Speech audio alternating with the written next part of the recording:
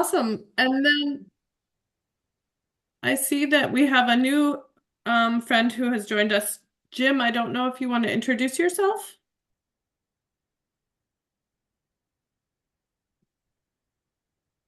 Sure. Jim Carrier. I'm a journalist and a boater, and I've been wanting to write a bunch of stuff on the lake. um, Relatively new to, well, 10 years in Vermont, but discovering the wonders of this lake. And I'm just looking for a place to put it. So I hope to do something this boating season, uh, um, as short as it is. That's exciting. Thank you for joining us. Sure. So this is an opportunity for this is a public meeting, and so those members that are not CAC members who would, if there's any public comment, this is a time for public comment. I don't know if anyone wants to say anything specifically. Happy for you to join us for the meeting and listen as much as you want, but if there is any public comment, I'll just open it up for that right now.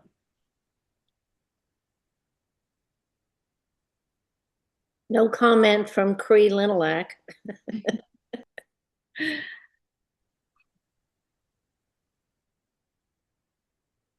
All right.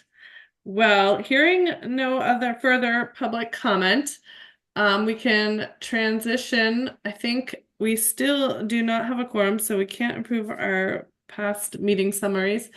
And as far as the chair's update, I really don't have a lot to add. I think I can save some of the updates that have been related to Lake Champlain Basin Program and New EPIC and the MOU part of the steering committee work later on, as well as some of the planning for our annual meeting and future scheduling. So I'll save that and I'll transition back to Trey and Stacy. So thank you again, and we're really happy to be here. I think this, presenting this material straight through does take about 20 or 25 minutes, which is, we do like to give people a background on this. There's a lot of informed folks here. So I'm going to probably, not to tell the longest stories as we go through each of the slides, but it is really with a small group. I think it's helpful to just ask your questions as we go, which will make it take a little longer, but to not lose questions because we've moved on from the context of the questions is, so if it's all right with Mary and Karina, I'd say, let's take a little longer to step through a few slides, talk about what we're doing, let you ask clarifying and whatever questions as we go. And then there's a couple of slides at the end which have some prompts on them that, when after I talked to Mary the other day, I put that together, and I talked to Karina a little bit last week. So I'm just thinking about how to guide you towards being part of this from now till the end of the process and beyond, in addition to kind of learning about what we've been up to. Does that make sense? That sounds perfect, Trey. So Stacy, obviously, please add in if you think I'm missing something, and folks, please let me know if there's something you'd like to sort of stay on. But I'm going to share my screen and make you all large again so I can see you on my main screen, which is really helpful because then I can see if Mary starts to give me the too long sign or that kind of thing. Can you see Willie Woods there? Yes. Which is it's part of our identity. I'm not going to tell you too much about VHTV. I bet you all know who we are pretty well, but helping communities protect places that we then go out and enjoy as communities it's part of who we are as our best self. I'm probably going to say that a few times because VHCB is a very mission-driven organization, and we undertook the Act 59 planning process to help bring people together around what we think is a really expansive and inclusive mission. And so we're gonna let's go for the little walk in the woods here, right? Kind of punny, but not. Yeah, nobody laughed. No, Karina, thank you. But so hold on, make sure the slides are there. So a very quick thing about who we are, though, and kind of just to think about how VHCB approached a planning process for the future of conservation. We're a statutorily created entity. We're an instrumentality of the state of Vermont, and we return taxpayer dollars to communities in the form of projects that protect the landscape, including, working in natural lands and places we recreate, as well as building the permanently affordable housing. So of course, we all have kind of like, that sort of perspective bias in what we do. And so when Act 59 passed, it provides a lot of very specific, um, sort of mandates of the plan that we're supposed to produce and what it should include. But just to acknowledge that this is who we are. This is one of our favorite things we've ever done, and is this Muddy Moose project, which protected about 150 acres of watershed going down to the Lamoille with publicly accessible trails, but then turned 9 vacation units into affordable homes. So we work with Stowe Land Trust and the Lamoille Valley housing folks to do both of those things. So we really like stackable benefits. We really like when there's kind of multiple outcomes from our work and the water quality work. The co-benefits of the project funding matrices that you all work within. Like, that's VHCB's view of the world, and that's kind of how we've approached Act 59. The goals everybody knows the goals. They're like the same goals that have been talked about nationally and internationally now for over 20 years. E.O. Wilson's book, Half Earth, really prompted a lot of the dialogue around how to conserve for the future of all the species on Earth right now, including humans, and to take an approach that really sets land aside to be a natural function. And then in the United Nations work on climate change and conservation, and the Committee on Biodiversity Protection really adopted this 30% goal, which the Biden-Harris administration adopted. And when they created America the Beautiful as an initiative, they were trying to make funding available to the states to pursue those goals. So it's not scientific in Vermont to conserve 30 or 50% per se. There's a different scientific framework we're going to talk about tonight called Vermont Conservation Design, but they're good goals because they're aspirational, and VHCB and partners really got behind them because it puts a point to what we're doing, and it provides that like fun drive, like thermometer that you work towards filling up as you go forward and doing that. We really care about the vision.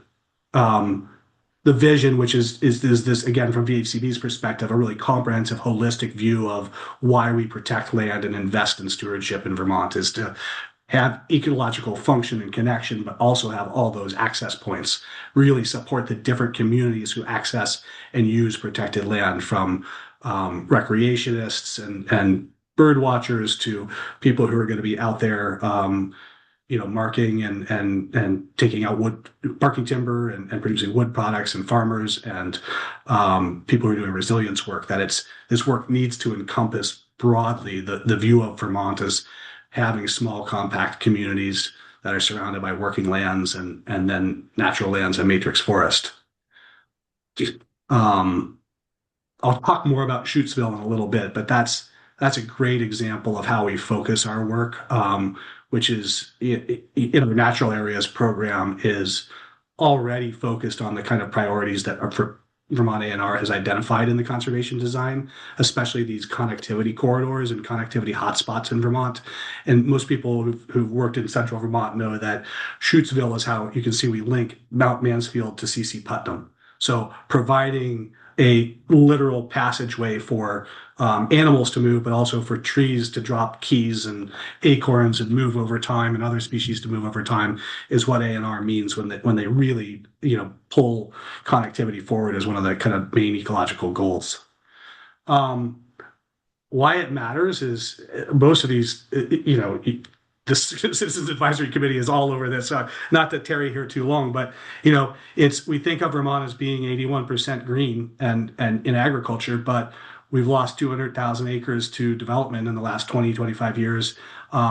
We've seen 200,000 acres go into development and low density sort of sprawl-like development, and we've lost a lot of forest and farmland over that time.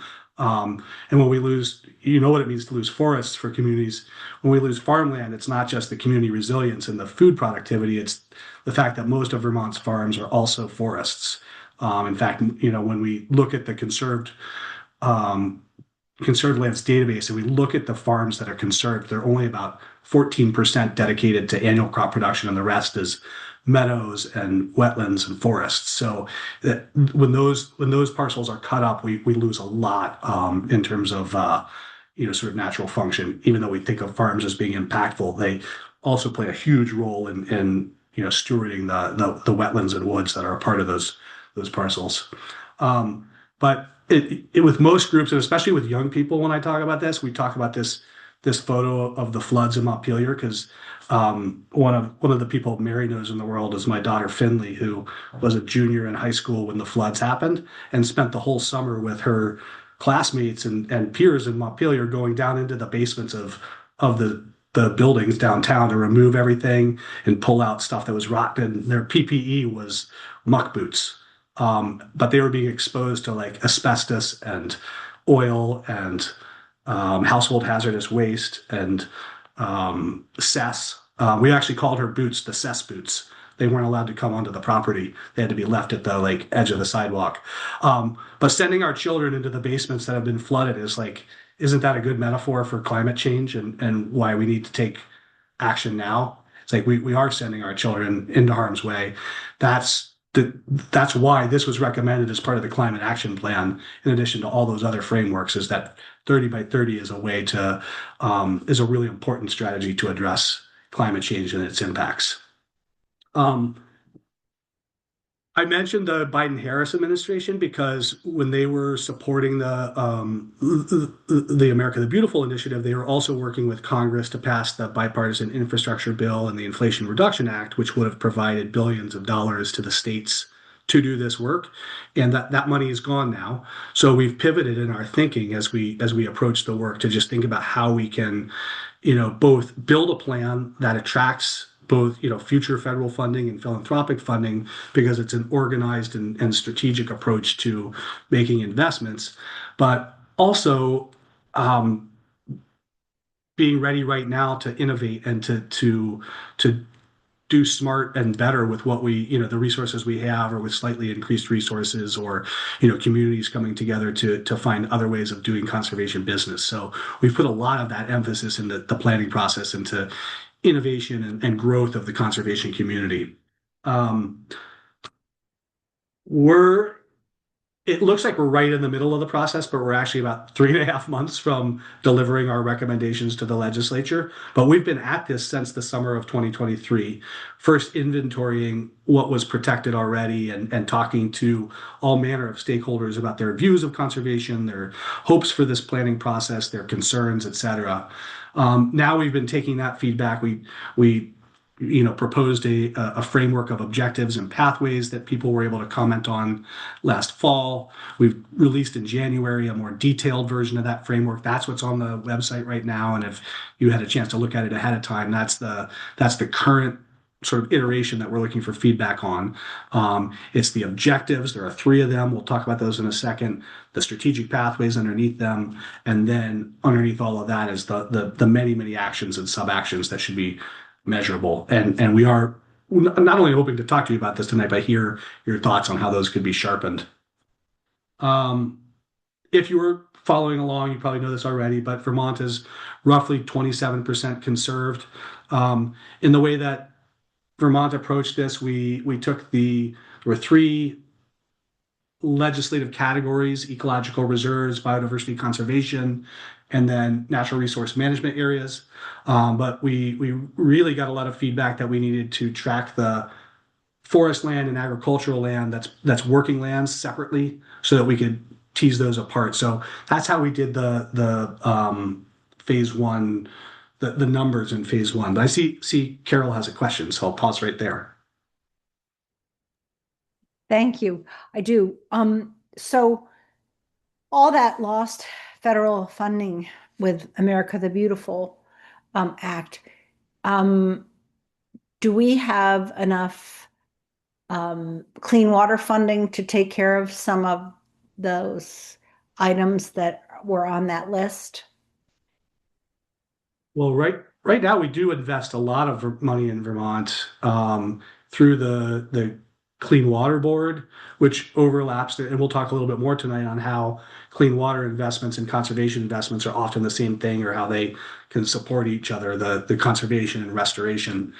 So that I think that right now in the proposed budget, the Clean Water Board is, I think, proposing a similar budget to last year in terms of state investments. And right now, the governors recommend for VHCB's funding, which provides about 12 or 13 million dollars a year for conservation. That remains whole. But Representative Odie, and your capacity at the legislature, I think we're more worried in the out years of this sort of like fiscal climate, that if there are further federal cuts to big programs like Medicare or transportation that we have to backfill out of the state budget, that this funding, those funding sources wouldn't be secure. And so that is a bit of a concern. And we hear from finance and management and from the folks at Joint Fiscal that the 28 budget is more of concern than the 27 budget. Thank you. And would you want to divert any of the clean water funding that comes from the bottle bill proceeds to solid waste, or should we really keep that in clean water? I didn't know that was on the table, and I don't think VHCB has said yet what it's supporting, but we really value the bond dollars that we get each year, which do a lot to support our conservation program and to support the kinds of investments that capital dollars are eligible for. We couldn't. It would be a big blow to VHCB to lose our bond funding, which is a big supporter of especially clean water work, because a lot of that goes to projects that either directly change what's on the landscape, and then the rest of it goes to conservation actions that have a water quality benefit to them. So it's a really important program, about $2.8 million a year. All right. So my takeaway is we should not touch clean water funding. We don't know why people want to move it to solid waste, and so we don't know if we were be persuadable because there's some grand logic, but we certainly would hate to lose that funding. All right. Because if you look at this, like 30 by 30 is a long way off in terms of acres. Right now, Vermont is a very active conserving state, but it takes us, I mean, we do about 10, 15,000 acres a year, sometimes up to 20,000, depending whether there's like a big federal forest legacy project that does a big land acquisition for A&R. So it's, to meet that over, if we did 10,000 acres a year, it would take us 20 years to close that gap. If we did 20, it would take us 10 years, So that's where we are. And acreage is becoming more expensive, especially well-cleared drained farmlands. Those are really easy to put houses or other development on. And so the development value's gone through the roof on a lot of these, and it becomes more and more expensive to do our work. So those. Thank you. Yeah, go. Sorry, Carol. Go ahead. No, that's it. Then what do you think of using land that's in current use to have that count toward 30 by 30 or 50 by 50? Well, I understand. We really deeply understand, and we would love to hear other people's thoughts tonight about UVA. It's a wildly successful conservation program, and it's extremely durable overall as a program. The amount of acreage in forestry and ag is pretty consistent. Some acreage comes out, but other acreage goes in, and it's holding pretty steady in the millions of acres, including a lot that's also conserved. So it's just not, it isn't permanent. And so I don't think it makes sense. And I think if we were asked on the record, Gus would probably say something along the lines of, you wanted a plan for permanent conservation to meet this 30 by 30 goal. And permanent is UVA just isn't permanent in any sense of the word. So totally saying agree. that it's permanent. Just thank you. Thank you. All right. Bye. I'll Whether it's long-term and durable, Carol, is a great question, because the act asks us by 50 by 50 to provide, but to meet the 50 by 50 goal with mostly permanent. And who knows what mostly means? 51%, 70%? Well, I don't know, but mostly permanent conservation, but also long-term enforceable land protection. So we're struggling with that question now of how to talk about the UVA program, the A&R wetlands program, tier 3, a number of different kind of regulatory or tax-based incentives that might be out there, and when does something become durable and long-term and enforceable? And then what does that do to the planning process? Right now, if you added in the unconserved UVA lands on top of the 27% that's permanently conserved, I think there's another 30% of Vermont that's enrolled in UVA forestry and not conserved. So that 27 plus 30 is 57. So, I think that frustrates the legislature's goals to say, okay, we're done. We just got to get to 30 by 30 and then we're all done. And I don't think that's how we're hoping to build our recommendations. But we do want to acknowledge that program and yet still say, let's shoot past 30 by 30 with permanent conservation. I think that's what was intended here.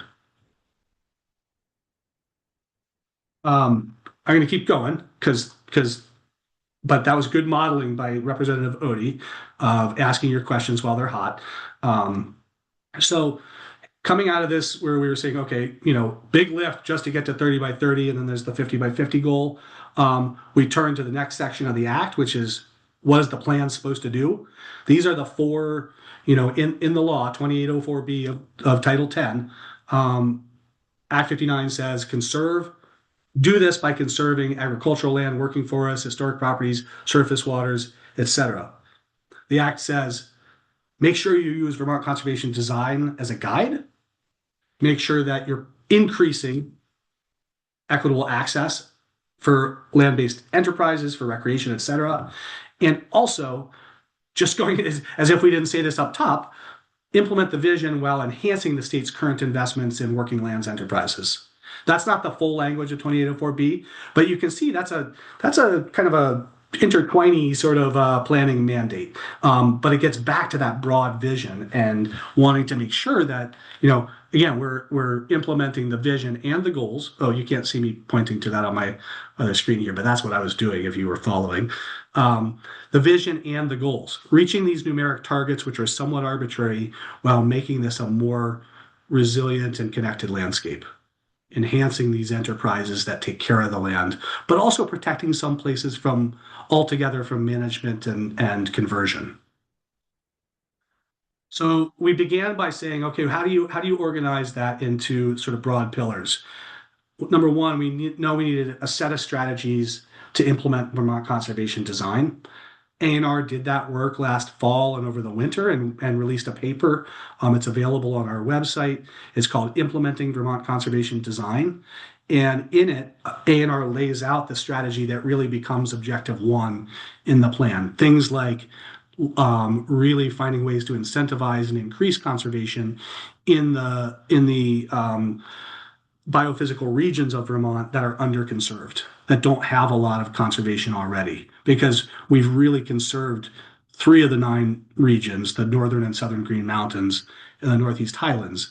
And there's more work to be done there. We're not stopping there, but those are in the sort of 50% conserved range, and it's really well aligned with conservation design. Bob Zano has really laid this out at A&R and said, we've done good work there for connectivity, for interior forests, for special natural communities.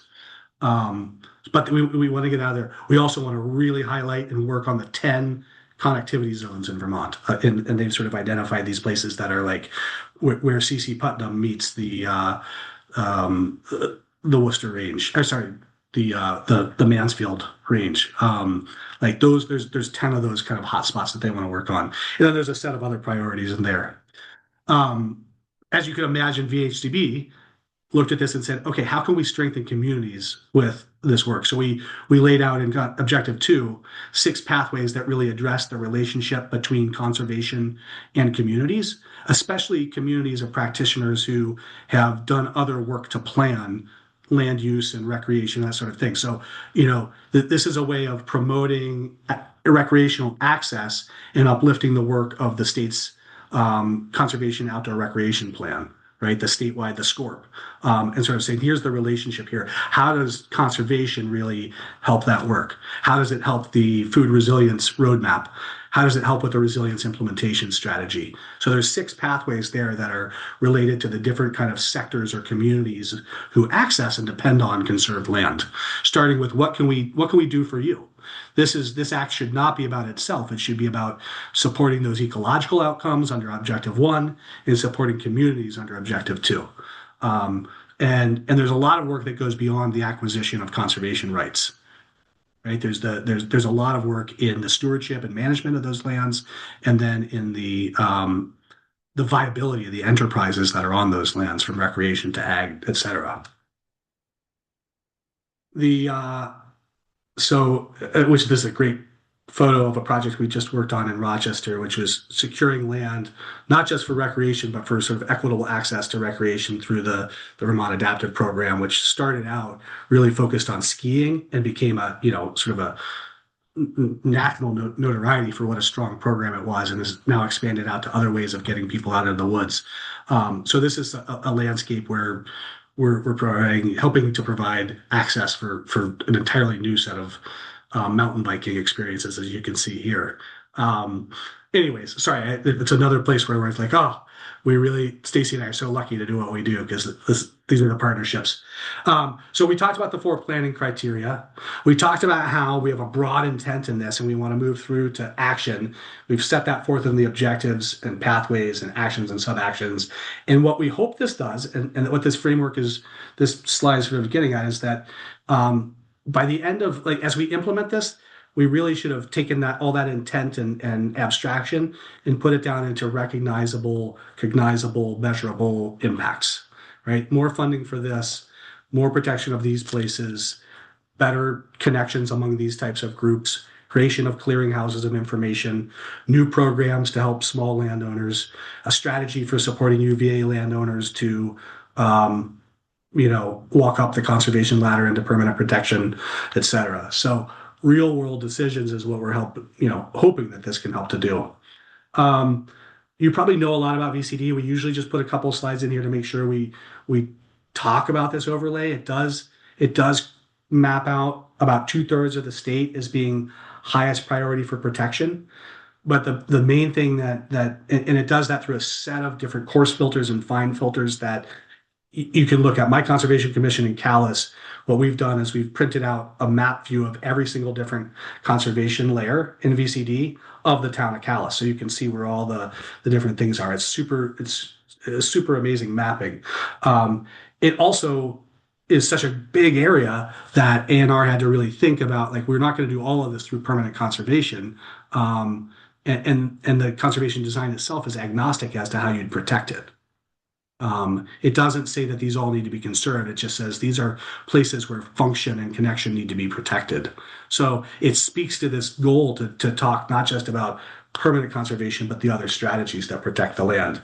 And again, this is on the left, thinking about the greens coming across the Winooski and connecting Middlesex and Huntington and all those areas. And then on the right, we talked about Shutesville already, but implementing VCD is kind of at the heart of this. The other half of it is, as I said, is these other plans. And here's a better look at the different kind of sort of the things that we really had in mind as we were thinking about this. The Climate Action Plan and RIS, obviously, Wildlife Action Plan.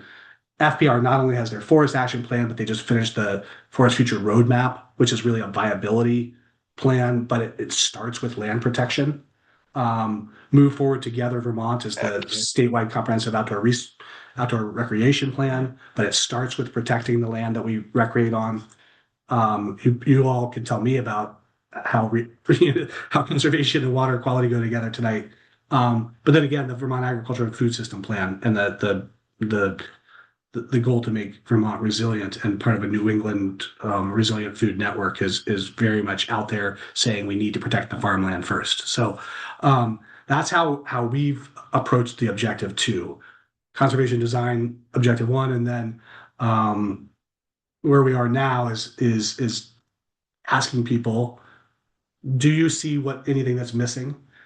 Do you think there's things in this that make sense if you've looked at it or as we've explained it, and then what should be sort of prioritized. And that's the biggest question. If we have 80 to 100 actions in the plan, some of which don't require new funding, some of which do, some of which are like turn the water on when you get home so that you can put the pasta in after you chop the vegetables kind of things. Like, let's get this going right now. If we need to do some assessments of sort of hotspots or of gaps in funding, gaps in representation, like that kind of work should start right away. So those are right now we're looking for people to get back to us by the 31st. You all could talk after we're here tonight and help Karina and Mary and others sort of give us some comprehensive feedback, or you can go online to our website. There's a really like clear, it's called vermontconservationplan.com, and there's a survey and like a really clear way to step through it. But we're really wondering whether we're hitting it, where we're not hitting it, and what doesn't make sense, especially with groups like the CAC you already speak conservation. There's a whole nother side of the stakeholder work here, which is groups that don't really speak conservation and are just coming to this fresh. And so that's a different kind of work. But I think you all probably have been around this bend before and know what works and doesn't. Can I ask you a question? Yes, please. Sorry. What are you getting out there like that link to the survey out to like the general public? Just curious, you guys have an outreach plan? Are you posting it on Front Porch Forum? How like would a Vermonter who's not involved in any of this work know about it? Well, we've really approached it through like the network of organizations who are conservation adjacent, or conservation adjacent. And so we've worked with a technical advisory committee that's helped us to reach out to the broad sort of set of stakeholders that are named there. We've warned and held a lot of regional meetings, Denise, and then right now we just granted 30 grants to organizations to host with members of the public in their regions and communities. We haven't done Front Porch Forum yet. We have had a lot of feedback that if you don't speak conservation, this is hard to come into. So we've tried to do this through the network of organizations that are in communities, and can act as a bridge to sort of like bring people up to speed so that you're not coming into a process that makes you feel intimidated or fearful. But we have a lot of public meetings, so people are welcome. But it is as much as we've tried to make to use a seventh grade audience as the model for the writing, it's still a lot, and there's a lot of technical.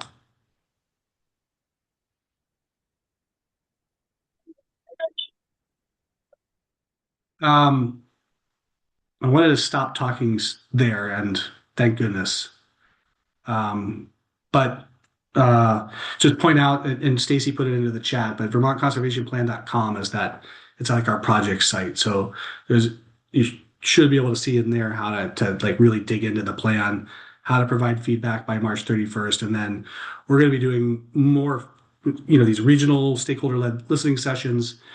And then in mid-May, we'll probably put out the final draft of the plan after we take in all this feedback and update everything and build out the table of contents. So then there'll be even another set of like sessions for people to be able to weigh in. So between now and June 30th, there's a number of different ways for people to provide feedback. So any technical or clarifying questions so far?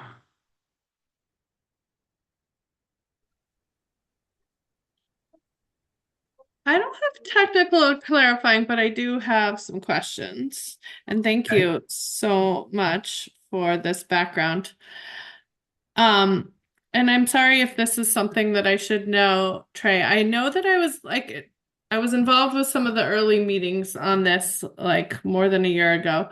And at that time, I think it was TNC who was sort of leading a conversation on what the water conservation piece would look like for Act 59 in the conservation plan.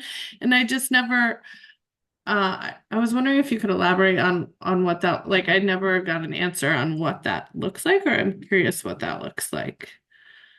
So That's an ongoing conversation, actually, but it's the Karina's alluding to another stakeholder kind of group that worked in the first phase of this during the inventory. Stacy mentioned the agricultural working group, and there was kind of a waters working group. So there was a report that was published from that group with a lot of recommendations that sort of went into that inventory report and recommendations, and then there's a number of actions in Objective 1 and Objective 2 that link back to waters. Um, and number one, I think that's a whole pathway that ANR has lined out about sort of protecting surface waters that are identified by VCD and prioritizing that as a way to sort of as a top line strategic pathway under this for all of the obvious sort of connectivity benefits that you'd get from focusing that way. And then in Objective 2, there are recommendations that are related to the resilience implementation strategy and kind of really focusing on the places where water makes protecting the lands that are adjacent to water is going to make the most difference for resilience.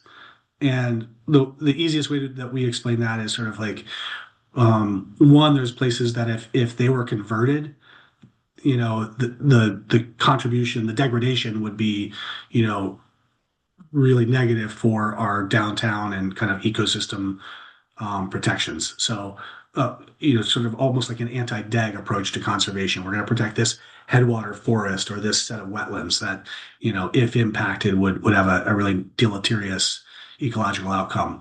But also using conservation where the permanent protection of the land makes it easier to go get the funding that you need to restore functionality and connection. So that was another kind of recommendation, or it was, as you probably remember, one of the big through lines of the water working group was to really think about connectivity in a number of different ways, and to really say, where does conservation fit into our goals of making waters connected temporally and linearly? And there was like 5 things Mike Klein told us about how to do that. And where we come in sort of through the RIS angle is like, let's like really focus on floodplains, on wetlands, especially ones that can be restored and have additional resilience benefits to it, where the conservation action leads to an actual change in the resilience capacity of the landscape. Because a lot of conservation easements do nothing. I mean, they're anti-degradation in focus. You can't slick off that whole hillside of trees now, which would be really bad for the stream down there. But they don't. The conservation easement doesn't actually change the resilience capacity of the landscape. It just changes the legal kind of framework that's in the land records. So we want to approach it from both of those angles, which is another kind of through line back to that. Another example I'll give, and then I think we can get into some questions and we can kind of access the plan more if people want to. But one of the recommendations was to, especially when we're doing conservation of working lands, so both at the time of conservation and then as we look backwards on conservation that's already happened, what are the opportunities to use conservation investments to improve the intersection of working lands and waters?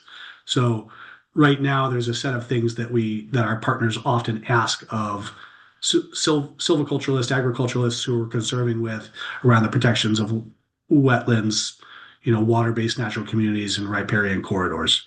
What more can we do with more incentives and investments when we sit down with landowners, and how can we value productive land, especially productive land that's really adjacent to waters, in an upfront investment, like a one-time investment that benefits one family in the chain of title, but takes land forever out of production.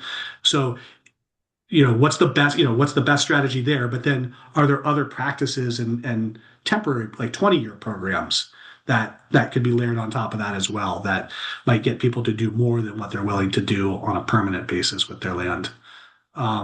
So that's an example. And then working with, Vermont ANR said that in a set of recommendations from yet another working group, that they want to really focus on designating ecological reserves on state lands, sort of through statutory process.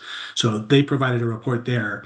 And what we're talking about is not taking like the whole HAL block and turning it into an ecological reserve, but looking throughout the HAL block for places that should be reserved and where natural ecological processes should provide for the transition in the landscape rather than active management, or where active management is intended to bring about old growth conditions. So that's another place where we're bound to be adjacent to waters on lands that otherwise might be working lands. So just a few examples there. That's super helpful. Thank you, Trey. You're welcome.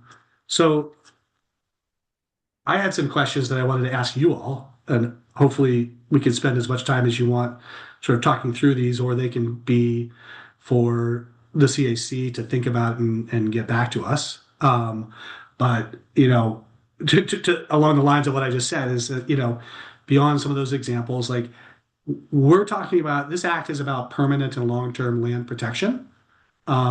It's not regulatory.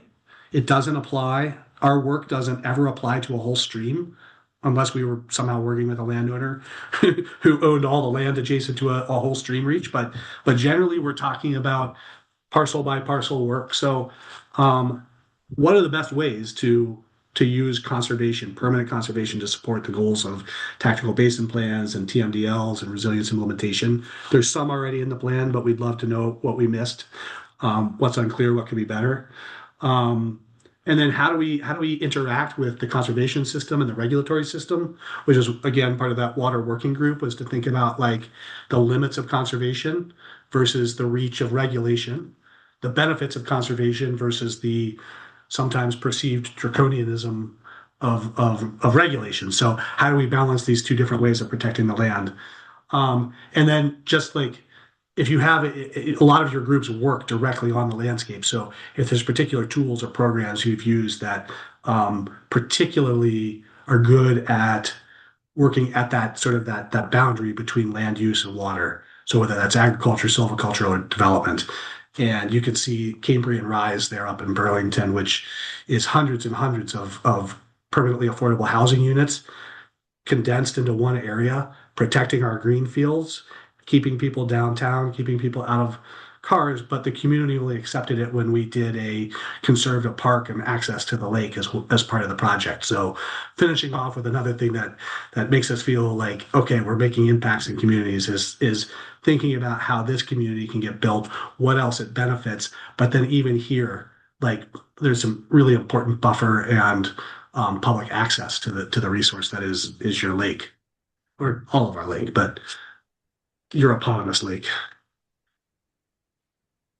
Anyway, those are some things I was wondering as I was thinking over the weekend about talking to y'all, and wanted to, again, Karina, see if you wanted people to provide some thoughts tonight, or is this stuff that you all want to take in and think about and get back to us? I think we should open it up for thoughts, and then we can get back to you too if people, depending on how we're doing.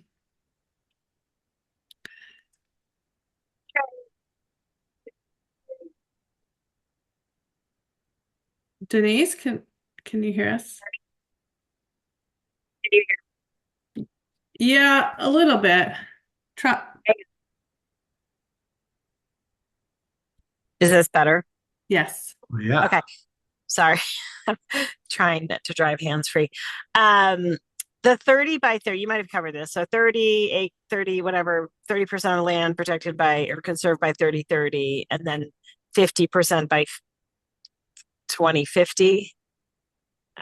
Is that like, is the second part like a real thing, or is that like something that we think it's aspirational at this point, or like where is that one at on this like plan? And you may have covered this and I just missed it, so apologies if that happened. I didn't say it as directly as that, Denise. So thank you for the question. But I'm going to say something perverse to the way you asked the question, which is I think that if we understand the 50 by 50 goal to be inclusive of both permanent conservation and long-term conservation, I think we have a really strong opportunity to meet 50 by 50 by 2050 or sooner. It depends how the public and the legislature agrees to define long-term. But to the extent it's inclusive of current use or certain types of current use, That's 30% of the landscape right now is unconserved current use. And then there's a pretty, low single digits, but still significant portion of the landscape that's protected by ANR's shoreland protection program or the wetlands program or things like that. There are also other durable programs and mechanisms out there like 50-year voluntary carbon contracts. You're unconserved, but you agree to manage for carbon sequestration over 50 years. That's pretty durable and enforceable. And so those are the things that as we weigh it, we think it certainly seems like we're going to have pretty strong protection over much more than 50% of the landscape by 2050. I don't think that I think unless um, even if the I don't know, the money tree grew out of the State House lawn and all of it fell into the VHCB conservation bucket, and we had, you know, a budget of $200 million for the next 5 years. I don't think the conservation system is able to conserve 190,000 acres in the next 5 years for under permanent, sustainable, thoughtful stewardship. Because permanent conservation is expensive when you do it, but then you have the responsibility to steward it forever. And so I think we're more likely to cross that 30% barrier a little after 2030. We still think it's important to get there and go beyond it, but it's expensive and getting more expensive. And many of our partners are sort of like Vermont Land Trust is right now has what, Stacy, 11 full-time employees doing stewardship work. So not developing projects, but taking care of the relationships and the parcels that have already been protected. So doing more and more and more of that is tricky. We also have less than 50 parcels. I think Gannon Osborne has done this analysis at the Nature Conservancy, and I don't have it in front of me, but it's two digits, less than 50 maybe that are above 2,000 acres unprotected in Vermont right now. There's not a lot of like champion lands deals out there where you'd think we just like swoop up, 30,000 acres at a time. But we did Right. that in the 1990s under Governor Dean. So I think I'm less optimistic about 30 by 30. We're really optimistic about 30 by 35, and we're definitely optimistic about maybe 60 by 50 or 65 by 50 if you included use value. Got it. Thank you for that explanation. I appreciate it. Representative Odie, don't tell all that to Representative Sheldon yet, because we're not ready to report all that. Okay. Thank you.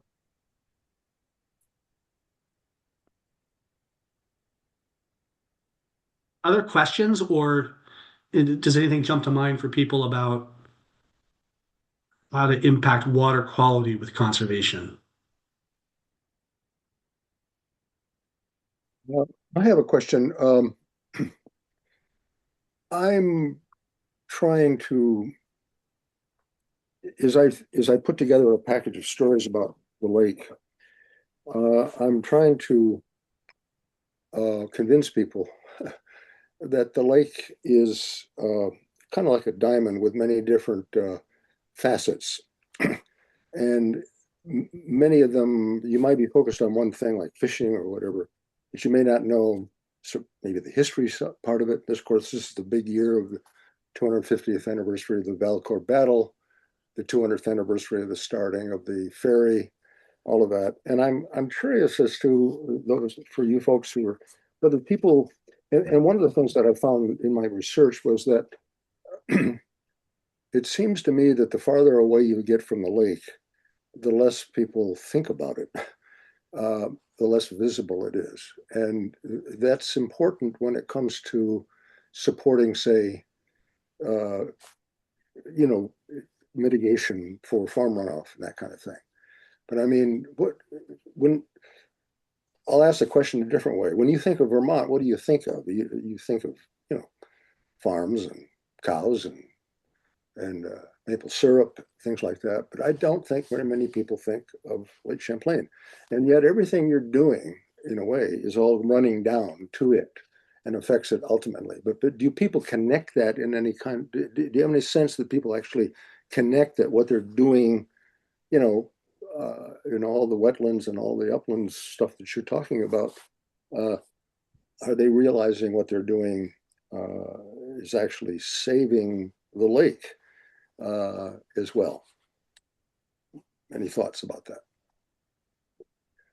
Big question. I think it depends. If you go to like people whose like hierarchy of needs is well met and who have the ability to participate in civic discourse and be aware of what's going on, or it'd be hard not to know about the importance of Lake Champlain to our economy and to our history and the role of Burlington as a beautiful waterfront city for those groups. But I think there are a lot of users of the land or people who don't have the ability to think day to day about it. I think all the efforts over the years to draw attention to that, Jim, have been really valuable and important. I remember one that James Ellers did back when we were working on the Lake Champlain TMDL, the regulatory plan to limit phosphorus intake. And he put out a program called The Lake Starts Here. And it was just intended to have people send in one of those twits or whatever those things are called that people do on their phone that says the lake starts here and then send a picture in when they were somewhere up in the watershed. So you're skiing, Trey and Karina are skiing at the ski resort at Sugarbush, and we take a selfie of the two of us and we send it in and say the lake starts here. And you're up at Bread and Butter Farm getting a burger on Friday night. You send in a twit and says the lake starts here. So that was a good example of trying to get people to do it. It wasn't wildly successful in terms of like I measurably successful, but I loved it as an educational effort. I loved the work that went on to get road crews to really educate our road crews throughout the basin. Because a big part of phosphorus loading and degradation of the lake comes from our back roads and all the phosphorus bound to sediment that runs into streams and ditches and ends up in the receiving waters. And so there was a really intensive effort to connect to those people who manage that. Stormwater folks throughout the basin. Like again, these are the people who have their needs met and whose work is working on that. So a lot of professionals got an education about that relationship between water quality and the lake and everything. But again, I don't know that we're doing a good enough job of helping people understand what to do on your land, no matter how big it is, no matter whether a stream runs through it or not. Whether you're conserved or you just have a zero point 0.1 acres in Montpelier, in the middle of the downtown. What can you do to be part of biodiversity? What can you do to be part of water quality? I don't think there's enough information like that out there. And I don't think we have I think many, probably this whole screen of people has read the Leopold's land ethic, or I mean, the Sand County Almanac, and we understand the land ethic. We care about the land ethic. We want people to have a land ethic. But I don't think as Vermonters, we have somehow some universal land ethic that we share with everybody. I think oftentimes we have perspectives about land use and we disagree with others about their perspectives about land use more often than that we have some shared ethic or vision.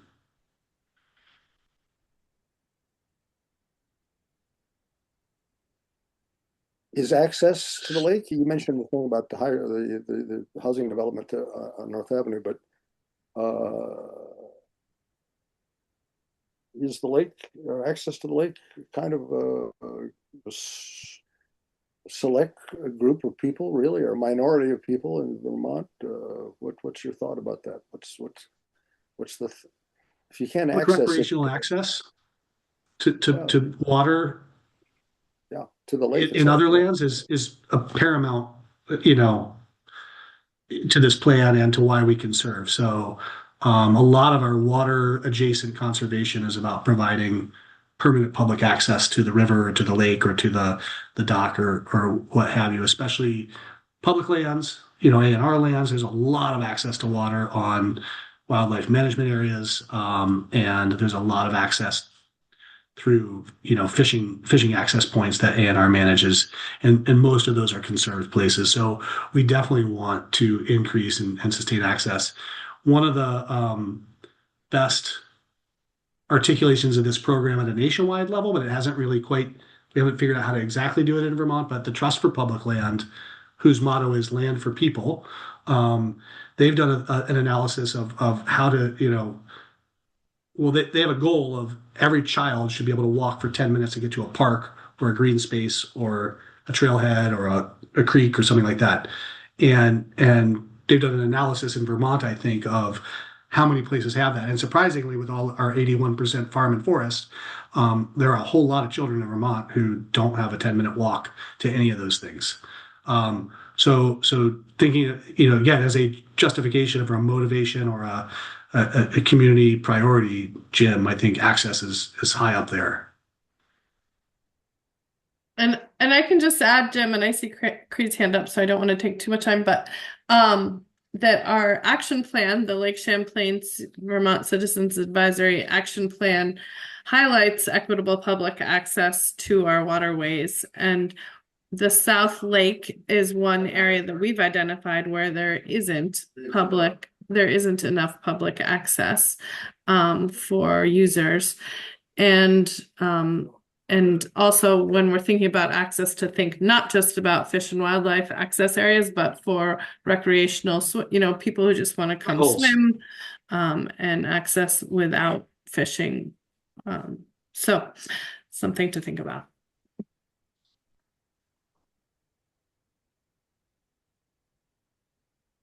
Just wanted to make sure you saw that Cree has her hand up. Yeah, Trey, thanks for a great presentation. I have quite a few questions about stewardship management 30 by 30 and transferring money to solid waste, and I'll take all those offline. But I'm wondering if the Waterbury, the buying of the Stanley Wasson site for housing project, is VHCB engaged in that purchase and advice to the town?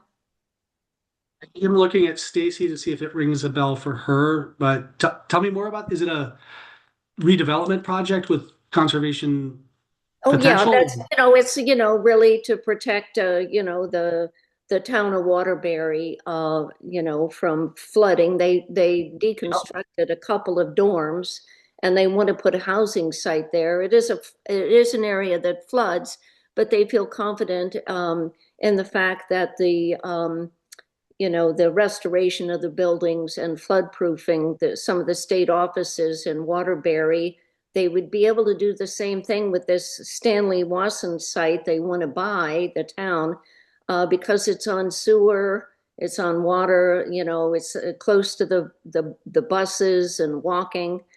So I guess you're not involved with that project. Stacy and I aren't involved in that on the conservation team side. I don't know whether the housing crew has been in discussions with folks about that.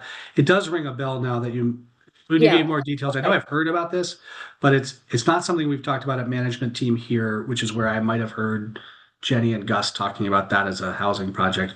Well, I'll find out. I can find out more. Protecting Randall Street too is another one of their big initiatives. Of course they should, since they're not getting buyouts. But anyway, thanks so much. I'll be in touch. Okay. Yeah, there's lots of good offline topics there, Cree.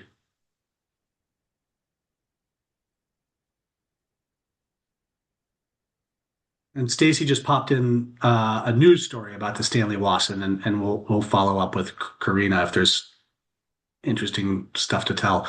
Karina, should I take down the slideshow so we can see each other? Yeah, that's a great idea. I just realized I made you guys all really large on my second screen, but and then I'm like, people are just staring at kind of maybe I think I overstretched the image even. It's a little disquieting to look at.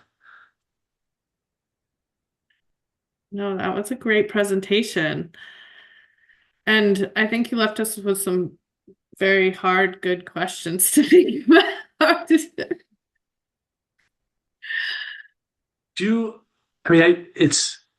I would say we talk about water in almost every project.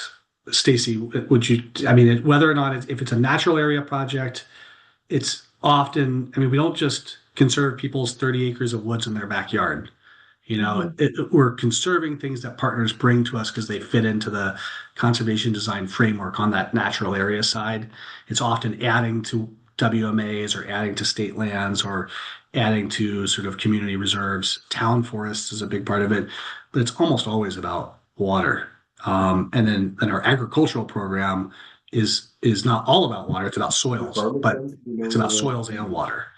But Stacy, I'm glad you wanted to jump in.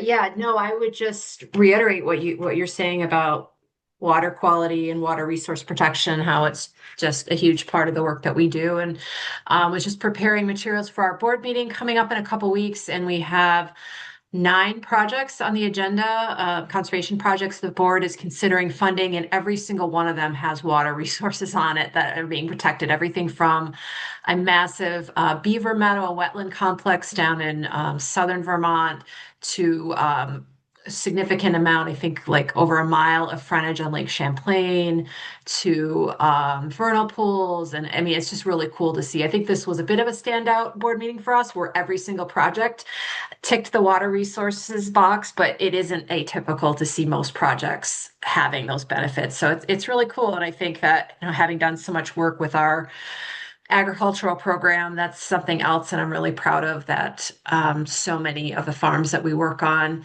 have great water resources, and farmers are stepping up and putting much larger buffers on those lands that are required by the state through the required agricultural practices. And a lot of them are even going even further than that and working with other programs through the state and federal government to go above and beyond even what's in our easement, enrolling in different incentive programs to take wet areas out of production. So yeah, I think that there's a lot of recognition of what's happening in terms of the working lands and how they're stepping up to do water resource protection, and then also just our typical conservation projects and how much those add value as well. Thanks.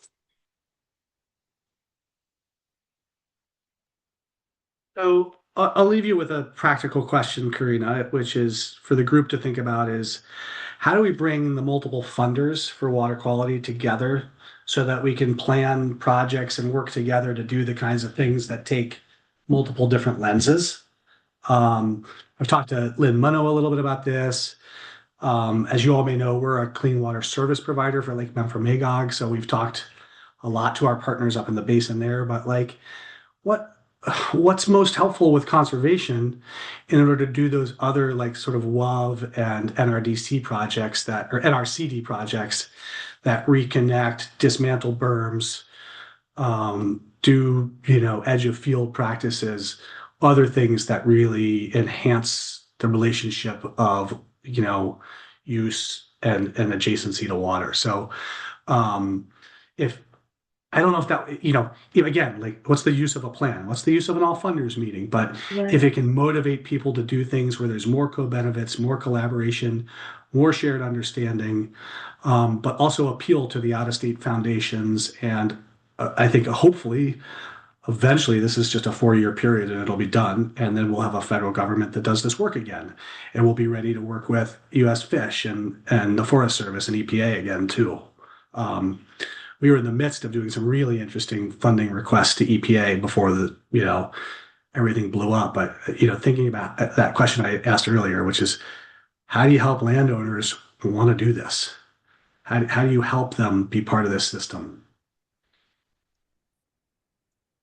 I have a quick thought. Oh, go ahead, Evan, and then Karen. Yeah, I have a quick thought on that.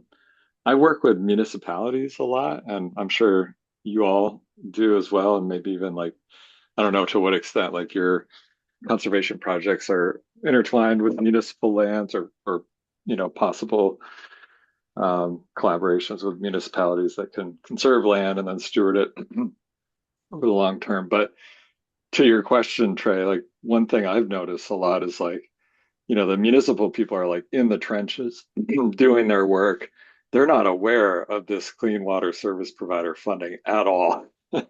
And like, we'll do a project and like a light bulb will go off and it's like, oh, you're reconnecting a floodplain. You could actually get some phosphorus funding for this, So I don't know, just a thought to share from a few recent experiences we've had working with towns that are, trying to even even while they're dealing with their own infrastructure, water, sewer and water infrastructure, there might be opportunities, like I don't know if you're familiar with like the Whisper funding, but that's like one way to tag on to, these larger municipal projects, but bringing in the QUIS money as well to piggyback might be an opportunity you look at, just making towns more aware of that. Definitely Whisper curious, and we've heard from partners about that, and I've been working with A&R to figure out how to recognize that in the plan as an opportunity and a priority. Um, but yeah, municipalities are one of the three categories of eligible entities for VHCB funding. So we partner with municipalities a lot. I mentioned community forests, so we do a lot of that work with VLT or with the Trust for Public Land, protecting a town forest and often waters. But we also do, you know, there's a certain amount of RIS work we've done in the past. We've done buyouts and conservation. But we've never been the restoration funders. We've been the conservation funders. So that's why I think, Evan, having like some kind of a like clearing. First of all, one of the actions I think we want to figure out how to articulate it and make sure it can happen. But it's like, how do we create a clearinghouse of information that can exist in multiple places at once, sort of through a no wrong door kind of approach to having a clearinghouse of information that the conservation commissions can access in every community, that town planners can access, that the conservation districts can access, and it doesn't have to be like what to do on every parcel, but like updated routinely to describe, here's all the funding that's available for these different things. Here's the conservation design framework and how it might apply to your town. Here's all the like service provider, whatever would be here's how to apply for VHCB funding. Here's how to work with VLT, like just something that stays updated and current. Because I think we miss a lot through not being able to have those collaborations, especially small communities. We hear this a lot in the Northeast Kingdom is like, we don't have the staff to take advantage of the programs and opportunities that are coming forward from the legislature. So we just continue to get further and further behind in terms of economic development and accessing conservation grants and that sort of thing. Sounds good. So all that sounds great. And I think, as a watershed planner, I'm certainly in that realm as well, working with partners, trying to find landowners. And I feel like we have a pretty good system set up with our regional partner meetings 4 times a year for each basin. And then that's a way we can all come together and talk about a project and understand how it might be funded, or develop the relationships that's then necessary to be able to then just give a call and say, hey, Lauren, we have a buyout here and we need some extra money. Do you want to do a riparian planting? Or so it's definitely enhancing relationships among the partners who do the projects, because they know exactly how the funding works. And then, as Evan said, making sure that we have connections to the towns so that the towns know who to talk to. And there's definitely out there are the relationships, there's the network, and maybe we just have to establish it. I actually asked Allison Spacek, UVMC grant, if she would look at all the different towns towns have actually been very successful in pulling community together and understanding what's going on and becoming more flood resilient, and actually then going on to project implementation.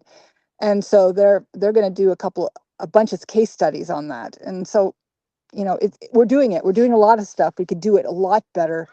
But I think we need to really sit down and look at what we have and how we can enhance it to make sure that we connect with landowners and we give them the right information easily and effortlessly. Agreed. And then finding at the regional level how to coordinate among all the leaders, all the potential leaders. We've done that. Not every regional planning commission has the same focus. Not every conservation district, not every watershed group. So like Chris Yeah. Campany down in Wyndham has been creating the conservation collaborative so that to try and bring this into an integrated planning framework, which I think would be very valuable. But not every RPC is ready to do that.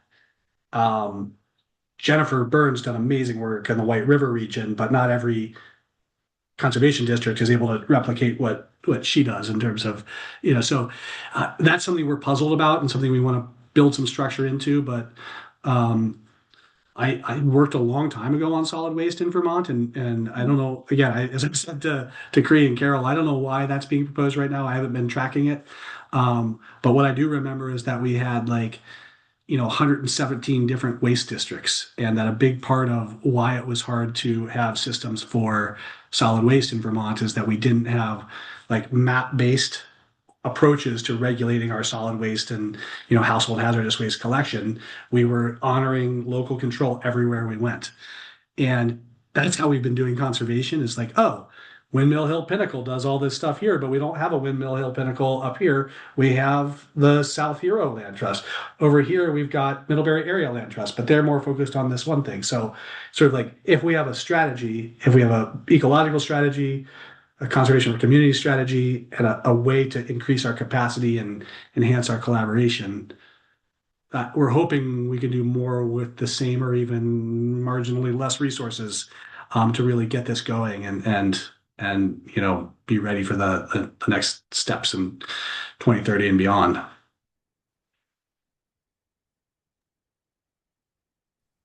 That's so great. Yeah, and I'll just share that one project that came to mind as you asked the question, how can conservation meet our clean water goals? And Evan brought up municipalities. There's a project that Evan and I are working on the Brewster River, which, it's conserved by Vermont Land Trust with Brewster Uplands on one side. There's the village of Jeffersonville Town Park on the other, and there is a dam between the two. And so we've conserved, the land is conserved to some extent, but the waterway is still fractured by the dam, and the stream function isn't fully there anymore. So, and then also there's a water line issue for the municipality that's going across that stream. And so, if there was some way to lump those projects together or connect them better, I think that would be really effective. So that was just a specific project that came up that I was like, oh, that would. And that's what I was thinking of, and why I was talking to Lynn and what I was excited to talk to you all about tonight is after Irene, VHCB worked with Northfield and did a buyout of a bunch of homes and then built a municipal park where they'd been that had a lowered flood elevation. So in 23 and 24, that park got flooded, but the rest of the neighborhood did not. The conservation of that land cost a quarter, not $250,000, but it was super cheap. The buyouts and deconstruction of the homes and the work to restore it cost, $250,000. Same thing down in Sursasimo, down in Brattleboro, what the Rivers Conservancy did there. The conservation of that land was relatively inexpensive versus the 100,000 trucks of soil that had to go out to lower the floodplain and restore the wetland and floodplain function there. So it's hard to get that money if the land can be managed poorly in the future. And that's our argument, is to work together with conservation funders who can secure the land, secure the long-term management and stewardship of it, and then work with the planners, whether it's GUND or VRC or the CACs of the world, to say, all right, now what are the best investments we can make that will actually increase landscape resilience? If we took out I'm really familiar with the North Branch of the Winooski and Montpelier area, but what if we took out the bridge right before the high school? What if you got rid of the high school and lowered the flood elevation there? That would blah, blah, blah, blah, blah. But that would cost this much. So what about this? We did this project at the Jacob Davis house up at the confluence, and it's going to store this much, but it's only 18 acres worth of floodplain. So how many more acres of floodplain do we need going up the different branches of the Winooski to help Montpelier? And who should be paying for that? Mm-hmm. Montpelier has a flood burden. People in Montpelier, that flood burden is what role should we have? In the same way that people talk about like cross-sector trading for phosphorus, like should downtowns be able to like buy upstream phosphorus credits from farms? That never took off here in Vermont, but that's something that EPA debated around the country is allowing TMDLs to be met through some sort of like watershed approach that looked upstream for cheaper, more effective investments. I wonder how you do that in Montpelier so that you're not removing bridges and schools. Um, and then where are the places that we can actually remove the infrastructure? Like, I don't think Johnson's going to move up to the university, but I've heard that question asked. Is like, can we just get rid of downtown Johnson and move it to higher ground? Because it's just going to keep getting flooded. Conservation would probably be part of all those things, but it wouldn't be the expensive part. Right. Yeah, I hear you. So you got to find homes for people when you do buyouts. And you may have heard there's also a housing crisis.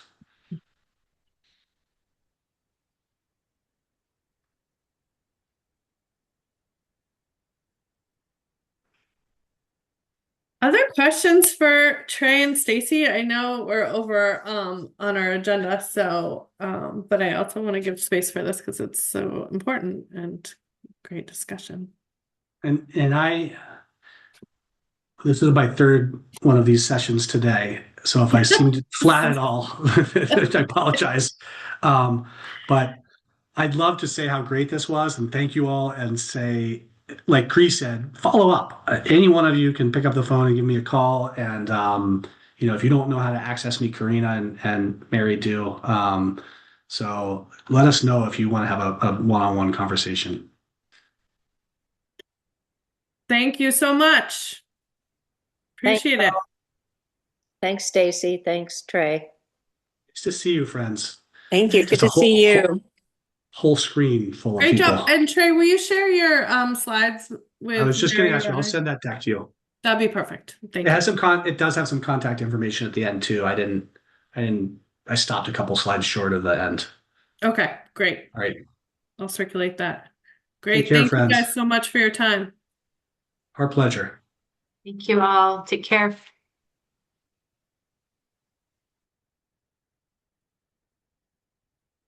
Okay, we're dropping off fast here. Small CAC today. Okay, I'm just looking at our agenda.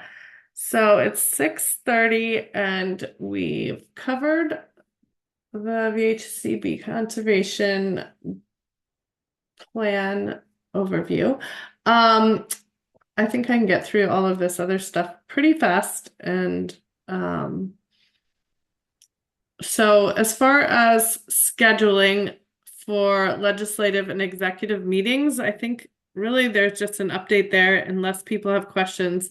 But I've been working with Mary to try and schedule. We still have to meet with the governor to present our action plan and meet with Senate Environment. And neither of those meetings have been scheduled yet, nor are we getting much response. So I'm hoping that can happen because otherwise we did a great job with all of our testimony for the action plan, but that's what's outstanding. Does anyone have any questions about that? Is Senator Watson still chair of Senate Natural, right? Yes, and she had responded to like our original email saying like reach back out February 16th week, which we did, and then we still never got a date. And then now it's crossover, so I'm hoping that maybe at the beginning of crossover, but yeah, if anyone knows how to nudge. I can do it. I'll be there tomorrow and the next day, I think, or not tomorrow, Wednesday, Thursday. So I can either find her or I can try to find her. Okay. Or I can also email her. She was good about responding. I'm surprised because she's been so supportive of our group. So I'm just but it's probably just timing. It's hard.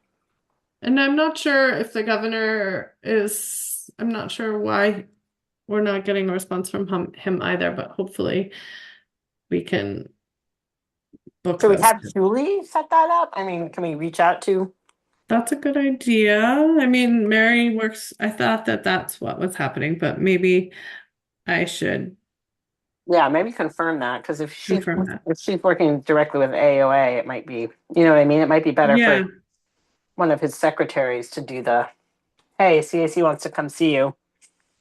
yeah.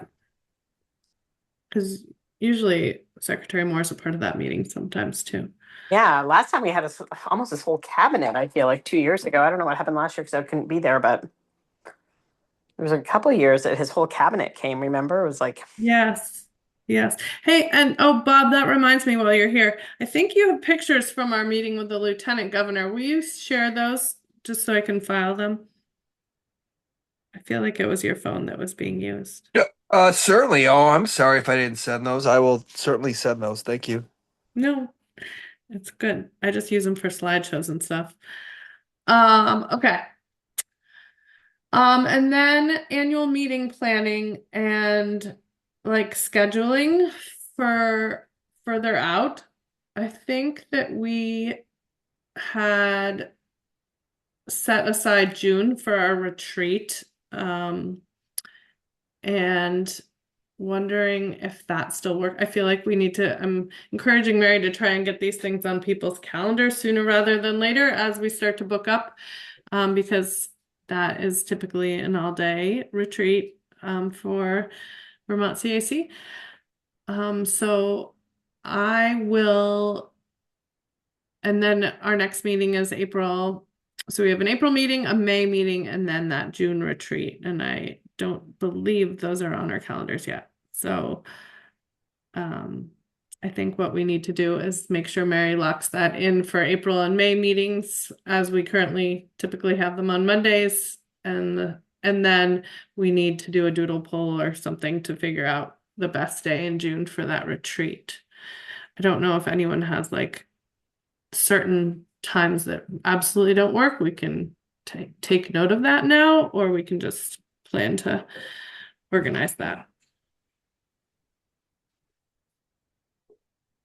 And if people have thoughts about where, like in the past, we've had the retreat, I think the past 2 years at the Grand Isle office for Lake Champlain Basin Program, which seems to work well, but open to other locations or ideas and ideas for presenters because we don't have that. So, you know, we can take some time and think about it if people have ideas right now, but also we can think about it and get back to me. I'll just name Fridays are the easiest day for me to do anything. And I would say the 19th is not an option. Okay. Well, but Fridays are by far the easiest day for me to do something all day out of the office. Okay. But I think the 19th I'm traveling, so I don't want to just, I think that's the day. So the 8th or 5th, 12th, or 26th. 5th, 12th, 26th.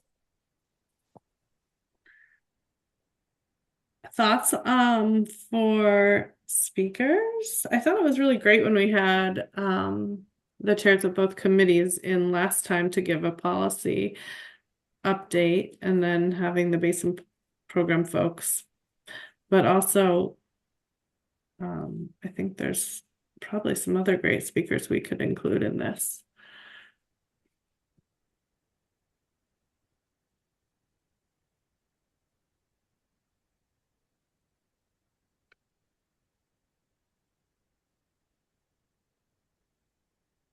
No thoughts right now. What about the Farmers Watershed Alliance? I feel like I haven't heard from them in a really long time. And then the other person that might be interesting that we haven't heard from is Michelle Monroe, who's the new executive director of the Vermont Conservation Districts Association. Ooh, that's a good one too. Who would be the contact for the Farmers Watershed Alliance? Do you know Denise or Eric? Eric will know. Who's running that now, Eric? So are you talking about the Franklin County one or the Addison County one? What's your I think it'd be great to hear from both. I mean, I know Heather Darby. I don't know if she's still kind of running it with the extension. I think either one or both would be great. Uh, I feel like, sorry, I just want no, go ahead. to spitball for a minute though. I just feel like kind of what Trey was talking about this, like, people just don't know what's happening or where to go. I don't know. I just feel like it would be really, and I know that there's been so much work done, but just even like, I don't know, just know, like hearing what farmers are doing so much more than they ever have. And like, I think there's been like a bit of a sea change, and I would love to just hear from those groups to kind of hear what they're seeing and thinking.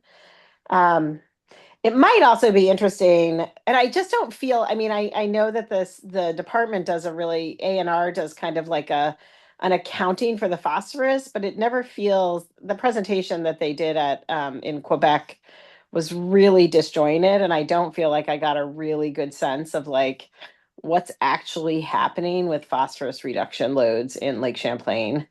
Um, and you know, yeah, I don't know. I'm blabbing a little bit, but I would also like to just almost want like a dashboard or something. I don't know, but I think the farmers watershed alliances from both Franklin and Addison County would be really good. And then I think Michelle Monroe for the Conservation Districts Association would also be another good person to hear from. So I think the Champlain Valley Farmer Coalition, we have a new executive director, and I think um, she would be able to do a really good job of explaining to you how our coalition keeps the farm members it so they'll know what these programs are that we've been talking about, the programs that are available to the farmers. Because in the past it's been hit or miss, and now I think we're doing a really good job of keeping farmers involved and understanding where they can go for help. And I think she might do a really good job of presenting that. So I from a What's ag her point name, of view, I Eric? lean that way. Kate, geez, yes. Um, It's okay, but maybe you yep, could send me an email I'll do or that. that I'll would be do that. super Yep, helpful. yep. So I just That's great to blanked on hear. that one. I love those ideas. One that came to mind that I wanted to share with you guys that I heard, well, I heard a number of really great presentations at the Lake Champlain Research Conference that I feel like overlap a lot with the work we're doing in the action plan. Yeah. But one was this SUNY Plattsburgh students who basically were testing a game called Floodlines that they built, and it's modeled on Lake Champlain. And I thought it would be like a fun activity at the retreat for them to come and do the game with us. But basically, it's sort of like uh, you it's a role play game. So you get assigned a character, whether you're a farmer or a nonprofit watershed organization or an academic, and you take on that role and have to make some decisions about the watershed. Um, and it actually, they presented at the conference and then they actually took their game to a gaming competition overseas. I think they went to like Denmark or somewhere and competed nationally at this game. So it was really cool, and I thought it would be a fun activity. So that was an idea too. And very like I think similar to what Vermont CAC is trying to represent with having diverse perspectives at the table, focusing on clean water issues. Um, I think that's a good idea.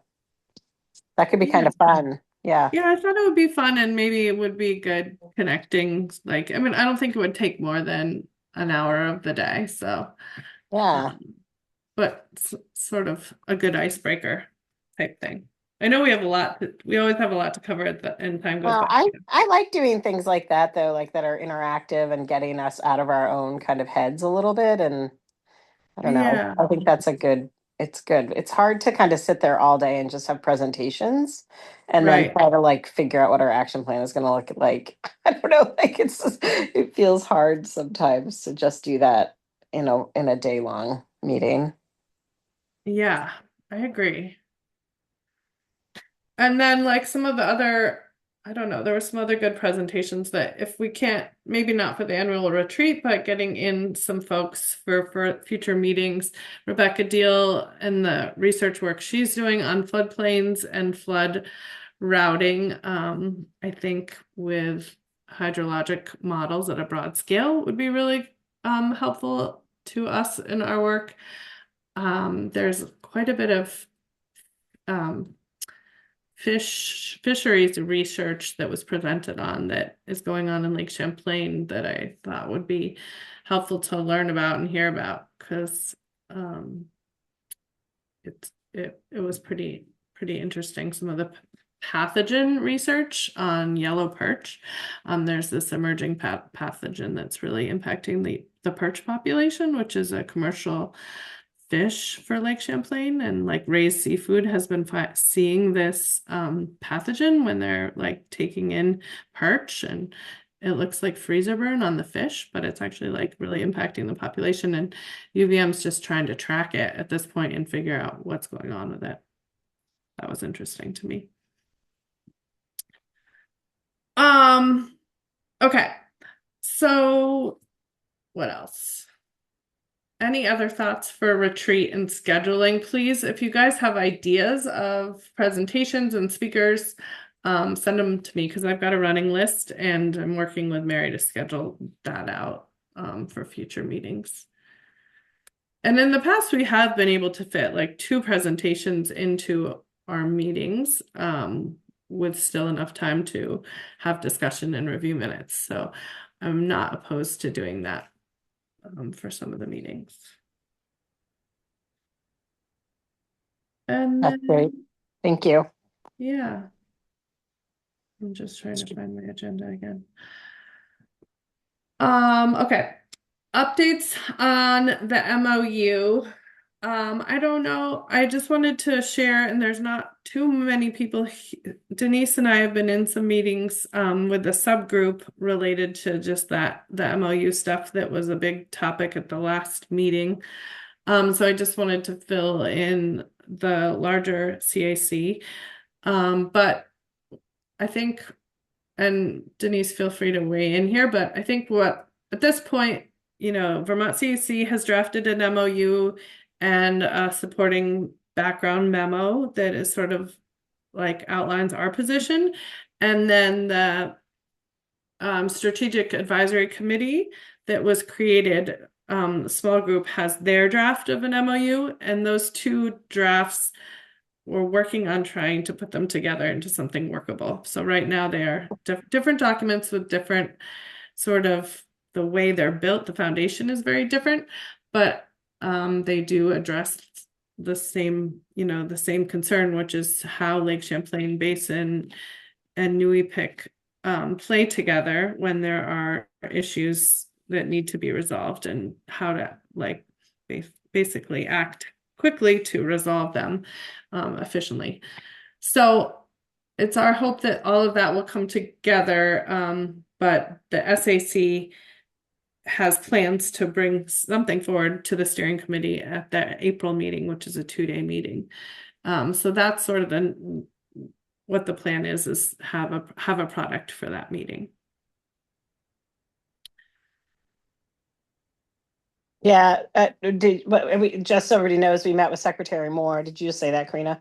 We met with No, I Secretary didn't. Moore this week, and next week we're meeting. The small committee is meeting with Nui Pick Executive Director, and maybe This this week. week. Oh, it's Thursday. Yeah, it's coming. Or No, it's no, it's Wednesday. It's Wednesday. Wednesday. We're meeting. Sorry, I will be there. It's in my calendar. I'm going to be there Okay. with Susan Sullivan, who's the executive director of Nui Pick, as well as maybe some Vermont commissioners. Yeah, so that's happening this week. And I mean, it's yeah, it's an interesting kind of issue in that the MOU that Mark nod, we really need to thank Mark. He is doing a huge amount of work pro bono right now, I believe. I don't know who he would bill because we're not a real official entity. So he's doing a ton of work right now pro bono, helping to resolve this issue of our relationship with New EPIC from the Lake Champlain Basin Program Steering Committee, and has just really kind of taken a leadership role in developing and drafting an alternative MOU that really honors the existing governance documents of the Lake Champlain Basin Program. And it's giving the SAC, which is the Strategic Advisory Committee, um, kind of like it's making their blood boil a little bit and giving them some hypertension, I think, because they don't quite know what to do with this document because they want to keep the MOU that they've drafted. So they've asked us to do a side by side comparison, and it's almost impossible to do that without just striking everything in their own MOU and putting ours in instead. And part of that is this idea that there should be an HOAC, which is a host organization advisory committee, which is an advisory but would include the executive director of New EPIC. And we're, I think, pretty vehemently opposed to having that strategic advisory committee or this HOAC form because we already have structures in place that can work if they just either create a personnel committee or a personnel and finance committee or actually use the which they've done in the past, most recently use the executive function of the executive committee and go into executive session. So we don't believe that there's any need for an HOAC to be created, and that most of the language that already governs the Lake Champlain Basin Program and the Lake Champlain Basin Steering Committee is already exists. And now we're just trying to um, we're just trying to create a workable relationship between New EPIC and the Lake Champlain Basin Program Steering Committee.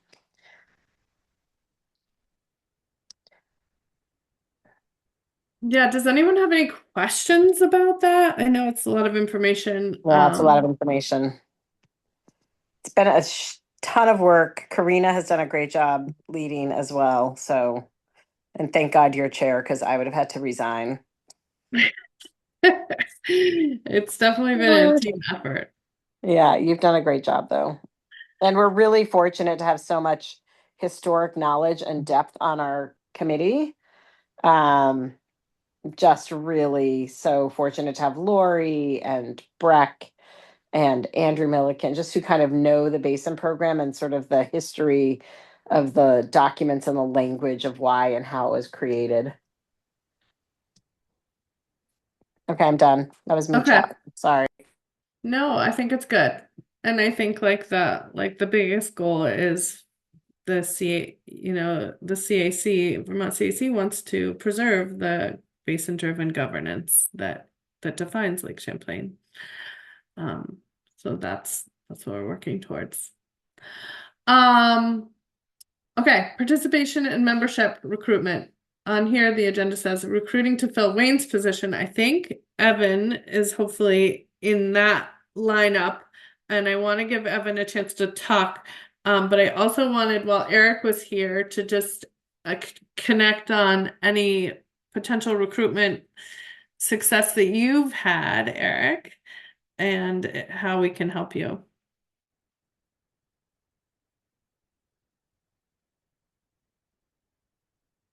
And you're muted. Yeah. So I am working on it. Oh, good. And I think I may have someone to put forward in short order. So Oh, that's really exciting. yes. Thank you for that update. And so good to know. Can we ask who, Eric? Or do you not want to reveal it yet? No, I will. And I yes. My wife has actually expressed interest in this. Oh, And I think she'd be great. I'll we'll get a bio out to you, but um She's on the board for Echo. She's chaired that board. Um, she's been 12 or 13 years as a lobbyist, no longer, but 12 or 13 years as a lobbyist in Montpelier. So she knows her way around there. She's been a director and president of the board for the Champlain Valley Exposition. She's on the board for the Vermont Woodlands Association.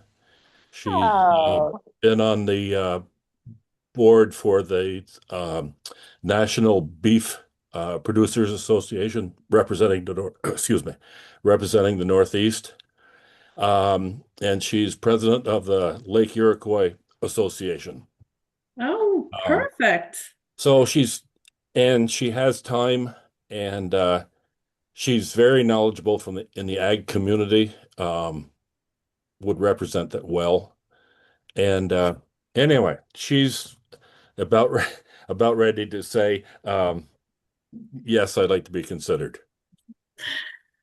Well, that's really exciting. And I hope that's okay with you because I feel like you won't get her as much if you're gonna have some free time. I have plenty of other things that I want and need to be doing, and I really believe it would be good to have um, a, a a different voice. So anyway, that's where we're at, and um, you kind of like you take it from there. But she can maybe she could talk with some of you on the phone Yeah, like that, and uh, definitely. and go from there. So That's exciting. Thank you, Eric. yeah. Yeah, hi, this is Bob Fisher. I've only, excuse me, dealt with your wife a few times in legislature, but yeah, I found her very informative and professional. Isn't she also like the 4-H too and stuff? I saw her with young students, I believe, there and whatnot. But I would certainly greatly endorse her candidacy if you can make her do it. Thank you. I can't make her do anything, but but if she said she'd like to, I think she'd do a really good job. So yeah. So we'll work on that and we'll get to speak to some of you and we'll go from there. Okay, that sounds great. And then I know some of our other appointments were expiring, so I did check in with Mary before this meeting, and she is checking on both Evan's appointment and the renewal of those of us who are continuing, whose appointments expired in February. So updates more to come on that. And I think with that, I'm going to pass it over to Evan to just share a little bit more about what the work you do and how it connects to our action plan. And because I think like both your professional work and your other civic duties, volunteer work, and just for people to get to know you more and excited to have you in attendance. So thank you. All right. Some of you I know, but actually most of the folks on this in this small group I don't know as well. But yeah, nice to be with you. So I'm from Colchester. I actually grew up here, grew up on Mallett's Bay, and did a lot of boating and fishing on the bay when I was a kid. My family goes back many generations in Colchester, dairy farmers along Mallett's Bay Avenue in the Intervale, floodplain of the Winooski River. So anyways, I got deep personal and family connections to the lake and land in this area. So consider it a privilege to keep working on, water and water quality in my professional life. So if Breck were here, I could remind him that 20 years ago, he was my graduate student advisor, which is just crazy. I don't know where time goes, but so my background is a bit of ecology and engineering.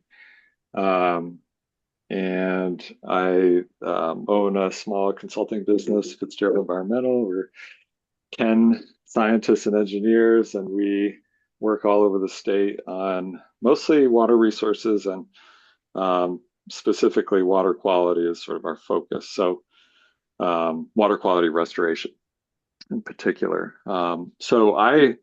We work on stormwater projects, river floodplain restoration projects, and also projects along the lakeshore. with lakeshore restoration and lake planning, from a lake and watershed perspective.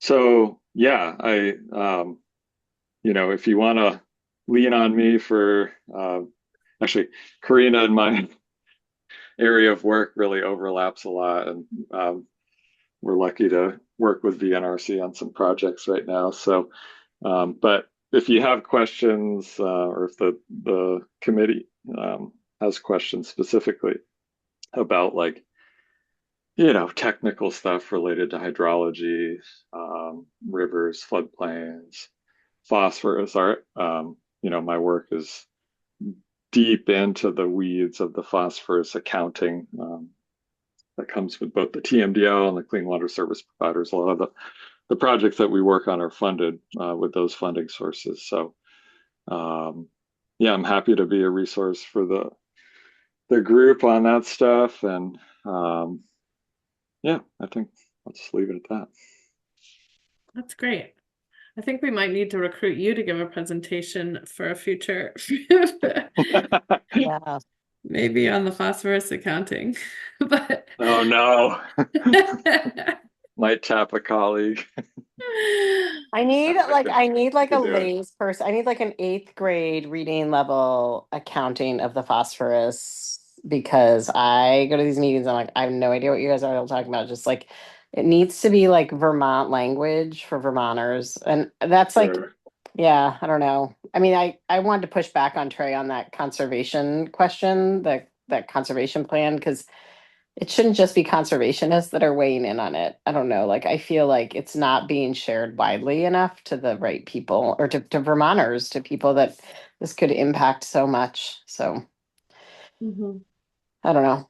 But yeah, I think, yeah, I don't know who went to that Lake Champlain Basin program where they did a presentation on the phosphorus accounting. Was anybody there besides me? You left that meeting, Karina. That was like in September. They had that night meeting, press conference with A&R that gave a presentation on, and she was like on Zoom only in English. Like she didn't come in person, even though there were That's people in the totally room. speaking.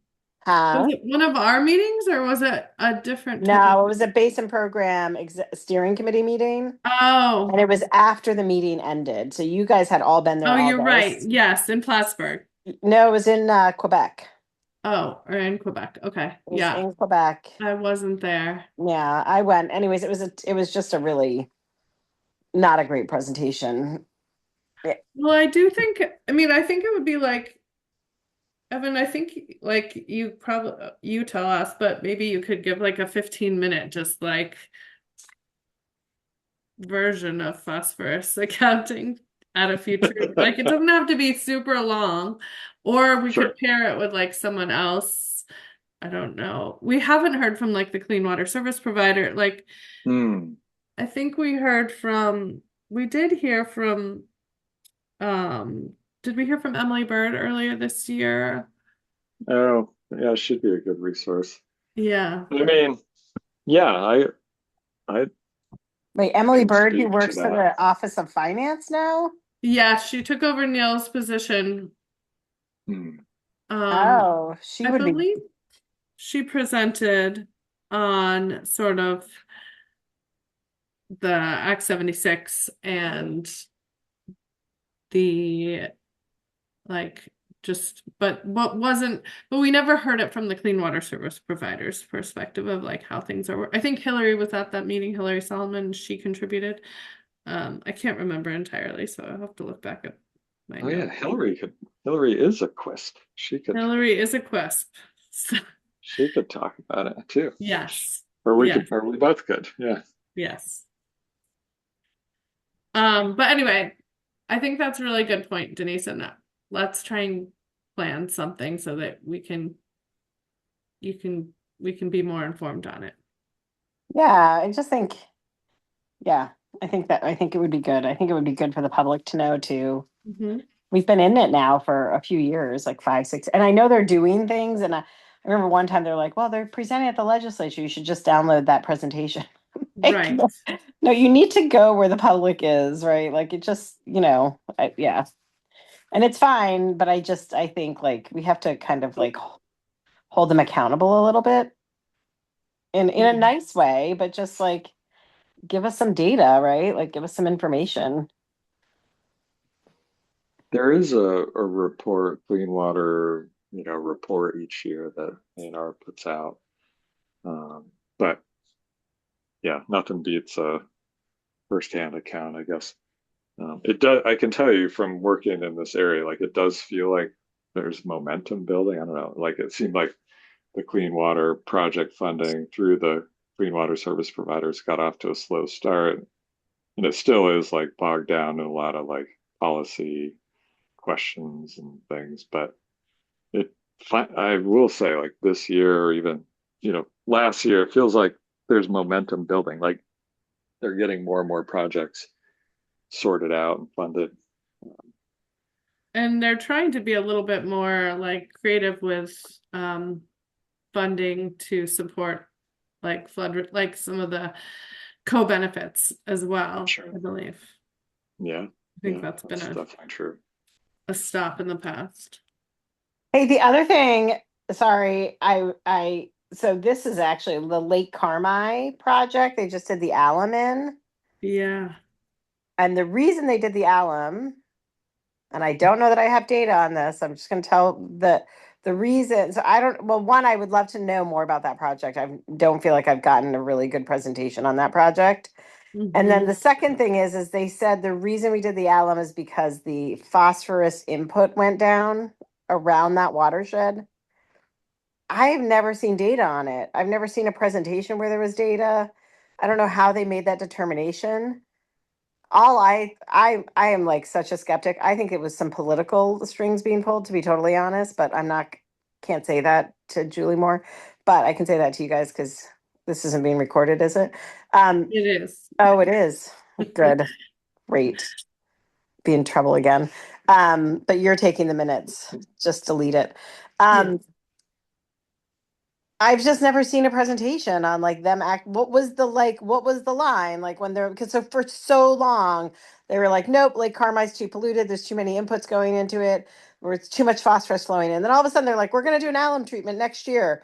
Like, oh yeah, the phosphorus has come down. I mean, this was over like a decade, right? But like, I'm like, when do you say that enough phosphorus isn't going in the lake that now we're going to do an alum treatment? Like, is there like a scientific explanation or like is there like a number like okay now we're down to like 22 millimeters parts per millimeter, you know what I mean, or like whatever it is, like how did they make that determination, and like are there other bodies of water that we can be like okay there's no, like I mean I'm in Missisquoi Bay, which I don't know that it would work there, but I'm just like I mean I know, but like it would be nice to know what was the scientific determination to say there's not the phosphorus levels have come down enough that now we feel confident doing an alum treatment in Lake Carmi. Or if it was political, that's fine, right? Like it's fine if it was political, but like call a spade in my mind. I think that's great. And I will put that one on the list because I do think we need to be updated on that.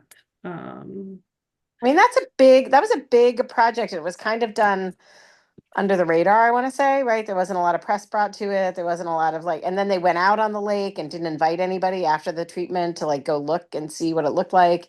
I'd be really curious to know what's happening up there this summer. Like, are they doing water sampling up there? Because it happened in the fall. Right. I can look into presenters for that, and I also wonder if it might be good to hear from the local, because I believe there was like a watershed organization for Lake Carmi that Yeah, the Lake Carmi Watershed Association or the it would be Franklin good to Watershed hear both Association. perspectives too. Yeah. Like so that's a good one that I can put Mary on. Okay. I think with that, I'm gonna let you all go and adjourn this meeting unless there's any other comments. Thank you so much. And I appreciate you guys all showing up and Thanks for facilitating, Karina. Nice job. Yeah. Evan, nice to meet you again. Good to see you again. Yeah. Welcome, Evan. Thank you. Congratulations on joining our band.